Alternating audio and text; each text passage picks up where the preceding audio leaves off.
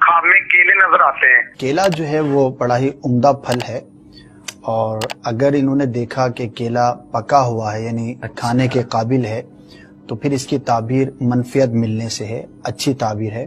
اور بعض اوقات جو ہے وہ کچا کیلا بھی ہو سکتا ہے، نظر آتا ہو، انہوں نے تفصیل نہیں بیان کی، لیکن کچا کیلا ہوتا ہے تو جس کے کھانے سے کسیلا ذائقہ ہو جاتا ہے، زبان چپک جاتی ہے، تالو پر بھی چپک سا جاتا ہے، تو ایسا کیلا اگر دیکھا ہو تو وہ تعبیر اعتبار سے بہتر نہیں ہوتا۔ تو آپ غور کر لیجئے، اگر پکا ہوا کیلا، ایسا کیلا جو عموماً کھایا جاتا ہے، اور اگر اس کا ذائقہ اچھا ہے تو انشاءاللہ عز و جل آپ کے لیے منفیت کا باعث ہوگا۔ اللہ تبارک و تعالی آپ کو اس کی کوئی برکت۔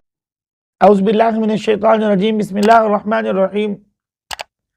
لسنر، یہ کلپ تو آپ نے دیکھا، خواب میں کیلا دیکھنے کی کیا تعبیر ہے وہ اس کو کیا پتا؟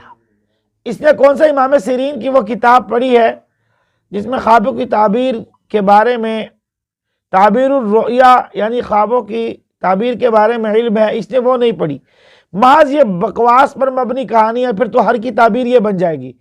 پہلی بات یہ ہے کہ خواب 3 قسم کے ہوتے ہیں، ایک ذہنی خواب، ایک شیطانی خواب، ایک اللہ کی طرف سے خواب۔ پھر ان کے ٹائم ہے۔ اب کوئی بندہ صبح کو خواب دیکھ کر کہے مجھے تعبیر بتا دو، اس کی تعبیر تو نہیں بنتی نا۔ فجر کی نماز کے بعد کوئی خواب دیکھ کے آئے اور کہے مجھے تعبیر بتا دو، کوئی زور کے بعد سو گیا وہ خواب دیکھے کہے مجھے تعبیر بتا دو، 2 بچے کھیل رہے تھے وہی رات کو خواب دیکھ لیا تو کہا مجھے تعبیر بتا دو، یہ شیطانی خواب ہے۔ ایک ذہنی خواب ہے، جو ذہن میں آیا وہی رات کو چل رہا ہے، بس اس کے دماغ میں چل رہا ہے سو چل رہا ہے، چل گڈی چل رہی ہے، یہ ذہنی خواب ہے، اس کی کوئی تعبیر نہیں۔ اسی طرح ایک شیطانی خواب بھی ہے، اس کی بھی کوئی تعبیر نہیں۔ ہاں، جو اللہ کی طرف سے خواب آتے ہیں اس کی تعبیر ہے۔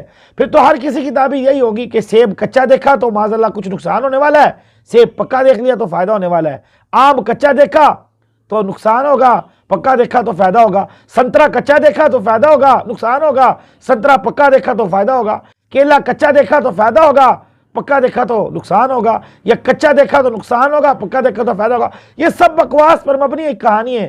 حالانکہ تعبیر رویا سیکھنی چاہیے اور پھر اس کی تعبیر بتانا، بلکہ علماء نے یہاں تک لکھا ہے کہ جس آدمی کو خواب کی تعبیر آتی ہے جس وہی خواب سنے، جس کو نہیں آتی وہ منع کر دے مجھے خواب نہ سناؤ کیونکہ مجھے تعبیر نہیں آتی۔